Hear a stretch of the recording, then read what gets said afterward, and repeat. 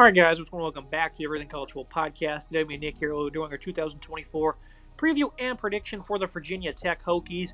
Look at this coaching staff. Brent Pry enters his third season as the lead man. Tyler Bowen will be in the third year as the offensive coordinator, and then Chris Marv as well in his third season as the defensive play caller. 5-2 mark to end the season after a poor 2-5 start. This is a team I bet the over 5.5 wins on, and they were able to miraculously cover that.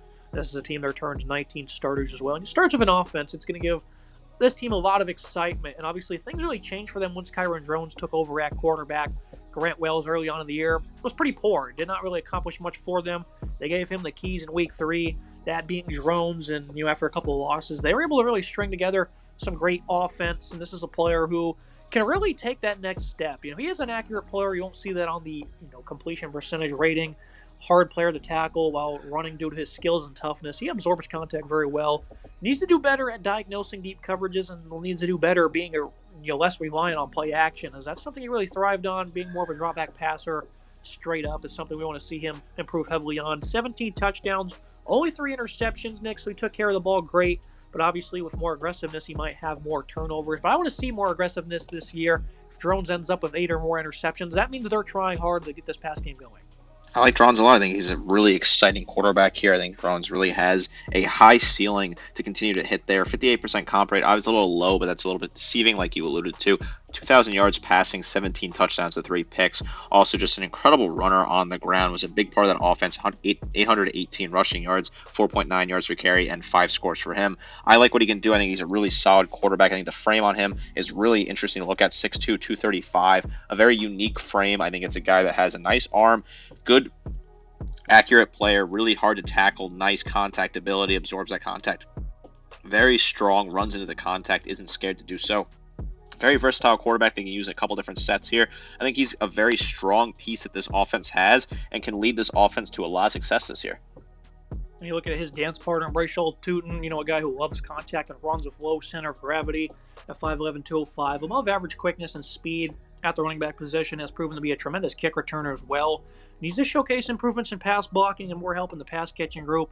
So he didn't do much late in the year after being pretty sound early on in the season. So you want to see consistency in that area.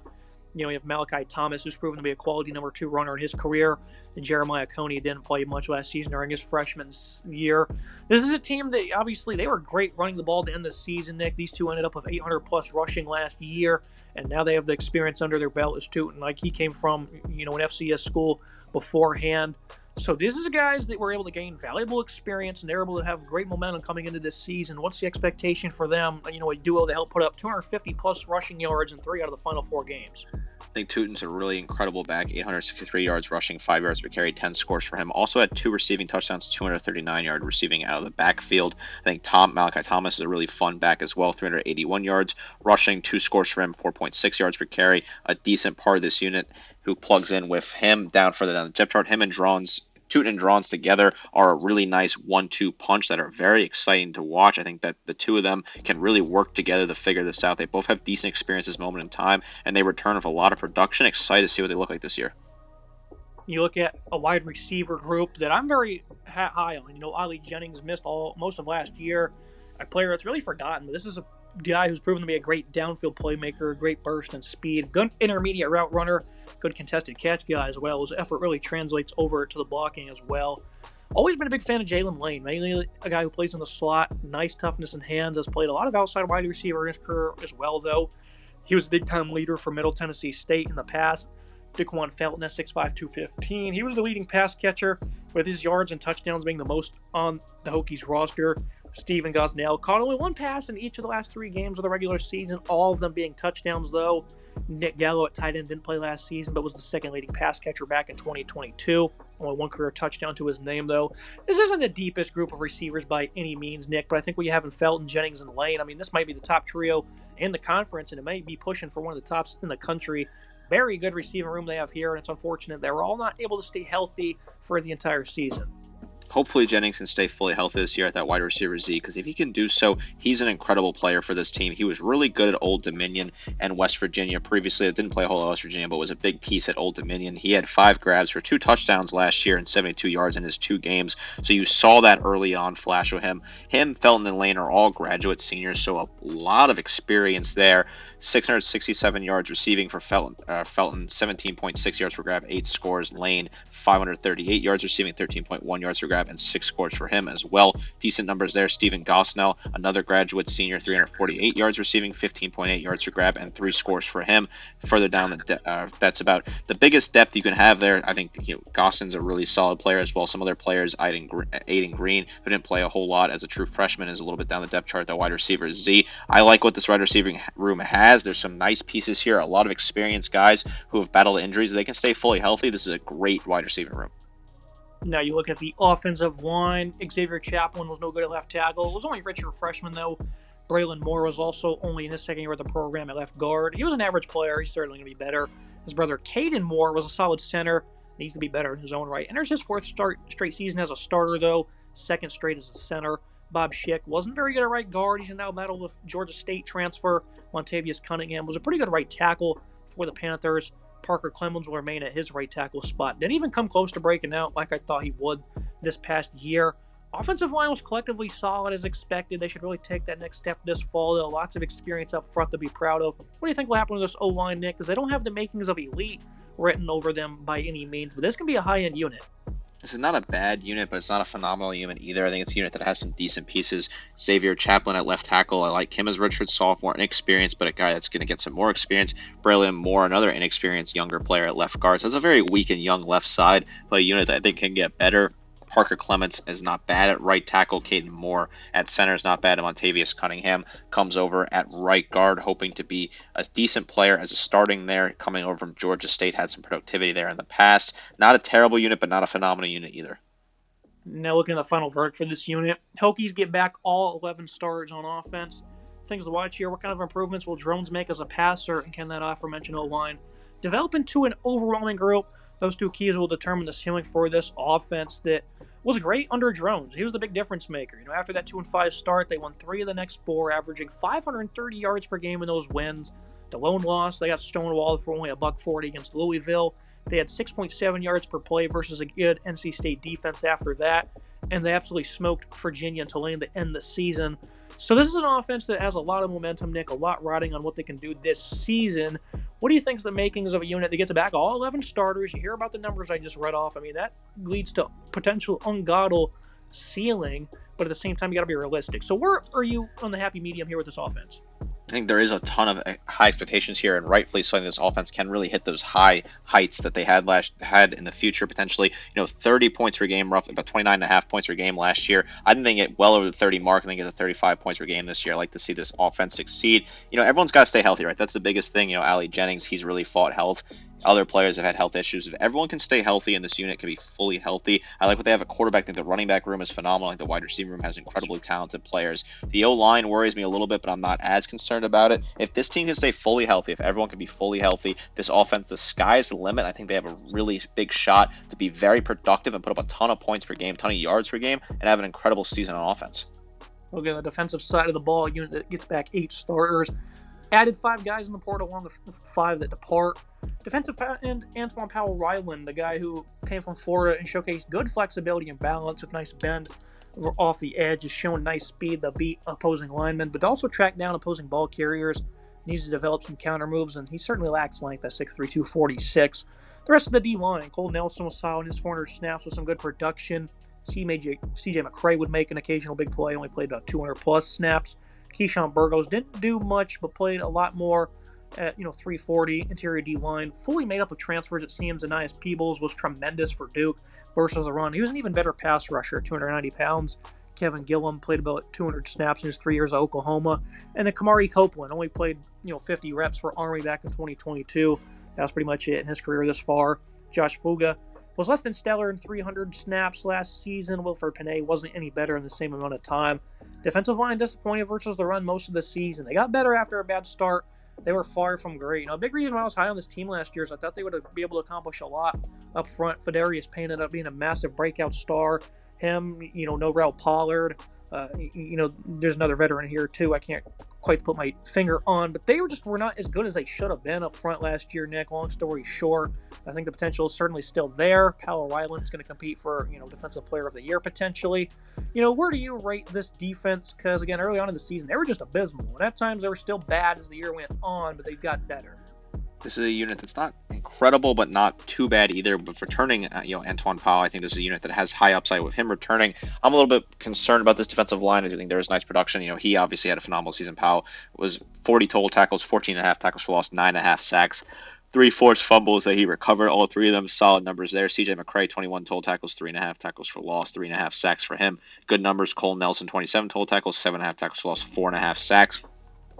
That's solid, right? Those 3 players are really good. They added some other players in Peebles and Gillum Jr. from the portal. I worry about those 2 plugging them in there. I don't know if they're going to be strong enough on that interior. I think that's definitely a spot that you feel that you have some concerns with. Yes, Peebles was good at Duke, but Gillum didn't play a whole lot at Oklahoma. Can those 2 step up in that interior? I think they have plenty of pressure on the edge with Powell and Nelson. I think both of them can get after the quarterback, Powell Ryland, that is, and then CJ McCray is good rotational depth at left edge as well. I worry about the interior. Can the interior find a way to stop the run? They are 59th in the nation against the run last year. They're going to have to be a little bit better this year if they want to compete for a playoff spot.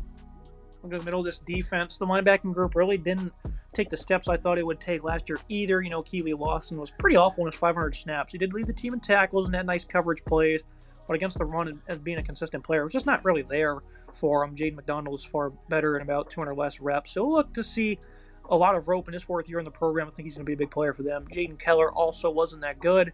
Sam Brumfield was a pretty good asset from Middle Tennessee. He was the leading tackler for the Blue Raiders. Keontae Jenkins, he was great in his star position role. Made a lot of big plays versus the run. Caleb Woodson played about 250 snaps in his freshman debut, but was uneventful for them. And again, I felt Brent Pry would really get this group in sync last year and didn't exactly accomplish that. But the potential is still there for them to do so. Jennings, again, a guy who had a lot of production in the backfield, 10 tackles for loss.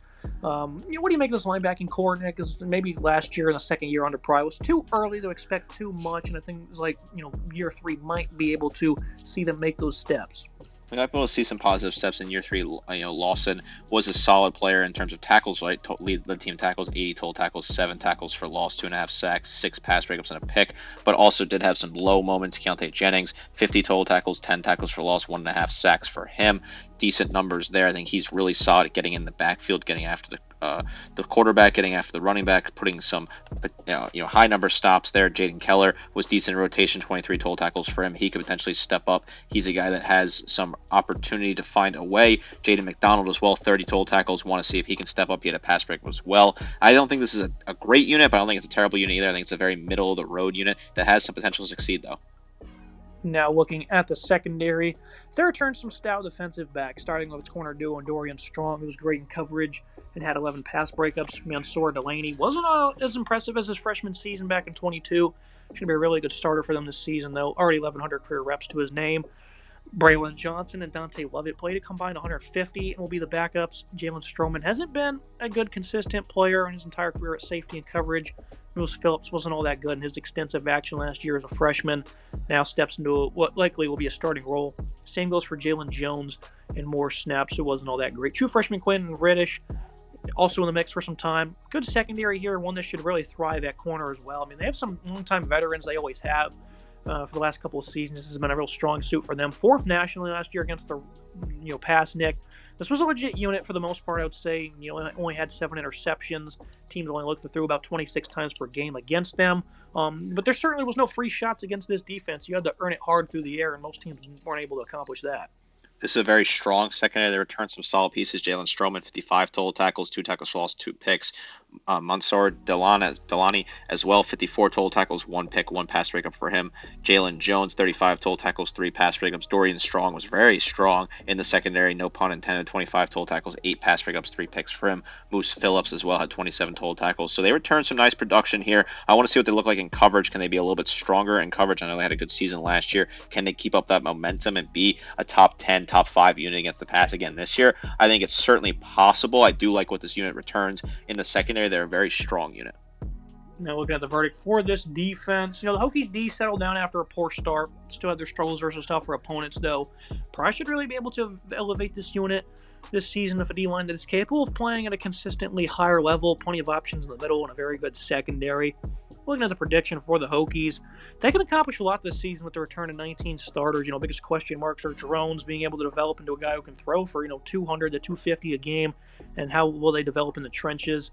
The pieces are there. What we'll probably do with them, that's all you can really say, Nick. Not much to this final verdict. 10-2 for me, though. I was high on them a season ago, and maybe I was just a step too early. And I think they're going to be able to win 9 to 10 games this year. Schedule's not all that difficult. These are opponents in the past. Old Dominion's beat them. Rutgers had their number last year. Going on the road to Vanderbilt week 1. Certainly don't want to get caught slipping there. Fairly soft conference schedule. I do have them losing at Miami and home versus Clemson in the game they're certainly capable of claiming, which would certainly be great for them. Overall, though, again, Nick, this is not a very tough schedule. They should be able to accomplish a lot this season. That includes knocking on the door of the college football playoff. I think it's a team that's a very exciting team, has a really strong offense that returns a lot of nice depth and production as long as everyone can stay healthy. And the defense is really strong as well. A great secondary that's very underrated. I worry about the defensive line, especially the interior and the linebacking core. Needs to step up to par a little bit. I have this team at 9-3, and they're going to lose to Syracuse. That's the one game I added in addition. I think the schedule is very straightforward outside of that. Those 3 games. I think this is a pretty easy schedule, all things considered. A lot of pretty easy walks here. I think the non-conference is not very difficult at all. At Miami, they could potentially win that game. I almost picked them to win that game. I think this is a team that's knocking on the playoffs if they upset Miami. If they go into that Syracuse-Clemson stretch unbeaten, this team could certainly be significantly in the hunt for the playoff. I'm just a lot higher on Syracuse than most people. I think they've built up some really great things upstate. I'm buying into that hype.